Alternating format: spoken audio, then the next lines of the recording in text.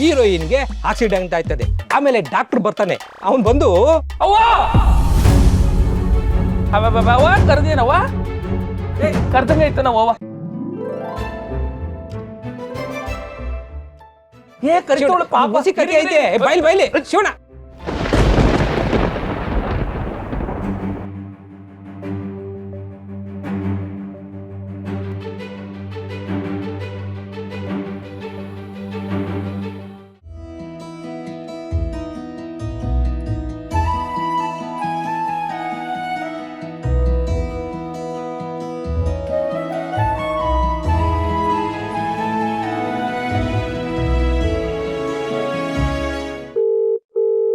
Hello ಪರವಕ್ಕ, ಎಲ್ಲ ನೀನು ಹೇಳ್ದಾಗೆ ಮಾಡಿದ್ದೀನಿ. ಒಟ್ಟಿನಲ್ಲಿ ಒಳ್ಳೇದಾದ್ರೆ ಸಾಕು ಕಣವ. ಹಾಂ ಹಾಂ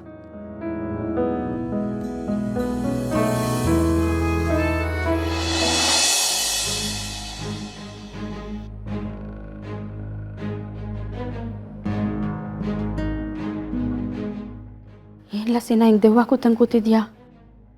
ನಿನಗೆ ನಿಮ್ಮಪ್ಪ ಒಂದು 4 ಏಟು ಹೊಡೆದಿದ್ರೆ ನಂಗೆ ಸಮಾಧಾನ ಆಗಿರೋದು. ಆದರೆ ಮುದ್ದಿನ ಸೊಸೆ ಮೇಲೆ ಕೈ ಮಾಡಿರೂ ಏನು ಹೇಳ್ದಂಗೆ ಹಚ್ಚಿಕೋಗ್ಬಿಟ್ಟವ್ರೆ.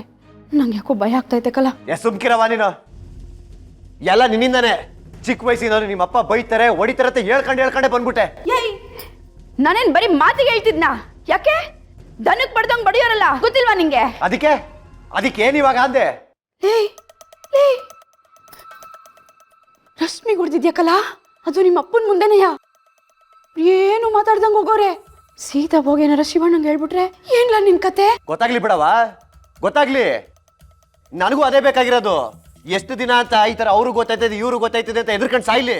ಅಲ್ಲ ಕಣವ, ಇವಳು ನನ್ನ ಪಿಂಕಿ ಮೇಲೆ ಕೈ ಮಾಡ್ತಾಳಂದ್ರೆ ಅದು ನೋಡ್ಕೊಂಡು ಸುಮ್ಮನಿರೋ ಅಂತ್ಯ. ಅವತ್ತವಳು ಪರ್ಕೆ ನೋಡ್ದಾಗ್ಲೇ ಸುಮ್ಮನಿದ್ದಲ್ಲೋ, ಇವತ್ತು ಏನ್ಲ ಆಯ್ತು ನಿಂಗೆ? ಅವತ್ ಬಿಟ್ಟಿದ್ದಕ್ಕೇನೆ ಇವತ್ತು ಆಡಾಗ್ಲೇ ಅವಳು ಹೊಡೆದ್ಬಿಟ್ಟು ಬಂದವಳೊಳಗೆ. ಇವತ್ತು ಶಿವಣ್ಣ ಮನೆಗೆ ಬರ್ಲಿ, ನಾನೇ ಅವನ ಎದುರುಗಡೆ ನಿಂತು ಎಲ್ಲ ವಿಷಯನೂ ಹೇಳ್ತೀನಿ. ಅದೇನಾಯ್ತದ ಆಗ್ಲಿ. ರೀ, ಬೇಕಾದ್ರೆ ಇನ್ನೊಂದು ಏಟ್ ಹೊಡೆದ್ಬಿಡ್ರಿ, ಆದ್ರೆ ನಿಮ್ದು ಪಿಂಕಿದು ವಿಷಯ ಮಾತ್ರ ಅಣ್ಣಂಗೆ ಹೇಳ್ಬೇಡಿ. ಆಹಾ, ಬಂದ್ಬಿಟ್ಲು ಸದಾರಮೆ. ಏನ್ ನಾಟಕ ಆಡ್ತಿದ್ಯಾ? ಮಗಳೇ, ರೂಮ್ಗೆ ಹೋಗಿ ಬಣ್ಣ ಬಳ್ಕೊಂಡ್ ಬಂದಿದ್ಯಾ? ಬರೇ ಎದ್ಕಾಣ್ಲಿ ಅಂತವ.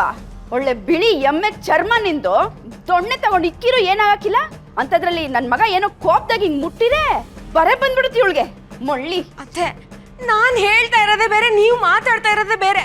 ನಿಮ್ ದಮ್ಮಯ್ಯ ಅಂತೀನಿ, ದಯವಿಟ್ಟು ನಿಮ್ ಮಗಂಗೆ ಹೇಳಿ. ಅಣ್ಣಂಗೆ ಮಾತ್ರ ಯಾವ ವಿಚಾರನೂ ಗೊತ್ತಾಗ್ಬಾರ್ದು ಅಷ್ಟೇ. ಯಾಕೆ ಗೊತ್ತಾಗಬಾರ್ದು ಅಂತ? ಇವತ್ತು ಬರ್ಲಿ, ಎಲ್ಲಾರ ಮುಂದೆ ನಾನು ವಿಷಯ ಹೇಳೋದನ್ನ ಯಾವಂತ ತಡಿತಾನ ತಡಿಲಿ, ನಾನು ಹೇಳ್ತೀನಿ. ಸ್ವಲ್ಪ ಸಮಾಧಾನ ತನ್ಕಳ್ಳ. ನೋಡ, ನಿಮ್ಮಪ್ಪ ಹೋಗೋರೆ ಕಳ, ಅದೇನಾಗುತ್ತೋ ಏನೋ ಗೊತ್ತಿಲ್ಲ. ಶಿವಣ್ಣ ನಿಮ್ಮಪ್ಪನ ಜಗಳನೇ ಆಡ್ತಾನೋ ಅಥವಾ ಊರ್ ಜನನೇ ಕರ್ಕೊಂಬತ್ತಾನೋ ಒಂದು ಗೊತ್ತಾಗ್ತಾ ಇಲ್ಲ. ಸುಮ್ಮನಿಲ್ಲ.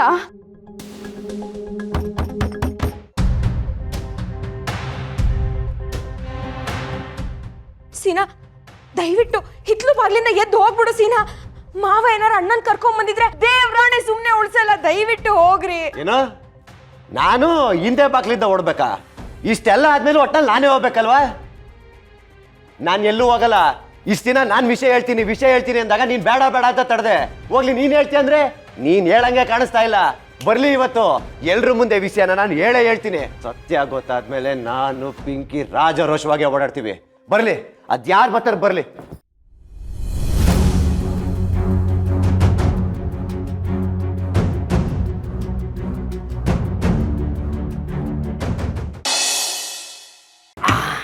ದನಗಳು ಬರೋದ್ರೊಳಗಡೆ ಎಲೆ ಅಡಿಕೆ ಹಾಕಿ ತಯಾರು ಮಾಡ್ಬಿಡ್ತೀನಿ. ಯಜಮಾನ್ರು ಕೊಟ್ಬಿಟ್ರೆ ಆಹಾ ಆಹಾ ಆನಂದ. ಸಂಕ್ರಣ, ಈಗ ನೀನು ಕೂತ್ಕೊಂಡ್ಬಿಟ್ಟಿದ್ಯಾ? ದೋನ್ಗಳು ಕೂತ್ಕೊಳ್ಳೋ ಜಾಗ ಹೇಳು ಮ್ಯಾಕೆ. ಎಲೆ ಕೊಡೋ ಸೊಂಕೆ, ನಾನು ಕಾಣದೇ ಇರೋ ಧನಿಯಲ್ಲ.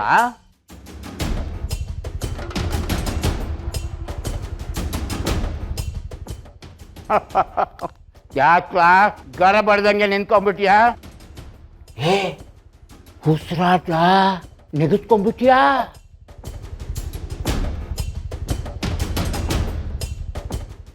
ಶಂಕರಪ್ಪ, ನಿಂದ ಅಮ್ಮಯ್ಯ ಅಂತೀನಿ, ದಣ್ಗಳು ಬರ್ತಾರೆ. ಹೊಸಿ ಆ ಕಡೆ ಕೂತ್ಕೋ.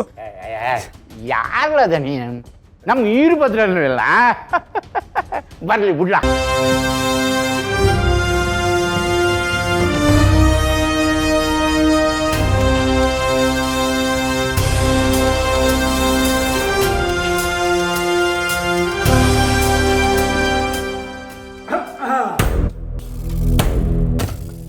ವಾ ಈರ್ಭದ್ರು ಬಂದ್ಯಾ? ಬಾ ಬಾ ಬಾ ಕೂತ್ಕೋ.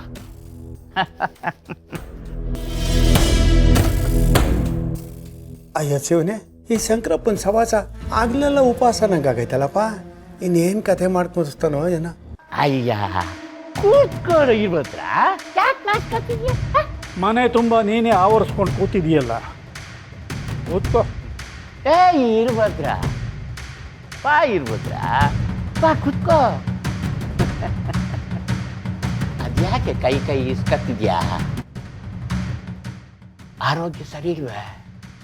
ಬೇಕಾರೆ ಹೇಳು, ನಮ್ಗೆ ಗೊತ್ತಿರೋ ಒಳ್ಳೆ ಡಾಕ್ಟ್ರು ಅವರೇ, ಅವ್ರ ಕಳ್ಸ್ತಾನೆ.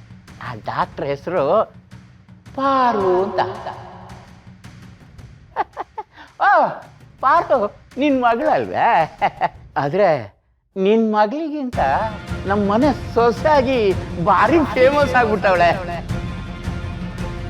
ಅಲ್ಲ, ಅಂತ ಮಗಳನ್ನ ಇಟ್ಕೊಂಡು ನೀನು BP ರೈಸ್ ಮಾಡ್ಕೊತಿದ್ಯಲ್ಲ, ಕರೀಲ ಪಾರುನ? ನನ್ನಣ್ಣ ಯಾವ ಜಾಗದಲ್ಲಿ ಇರಬೇಕಿತ್ತೋ ಅದೇ ಜಾಗದಲ್ಲಿ ಇದ್ದಾನೆ. ಅಮ್ಮ ಮಕ್ಕಳವ್ವ. ಮಾವಯ್ಯ,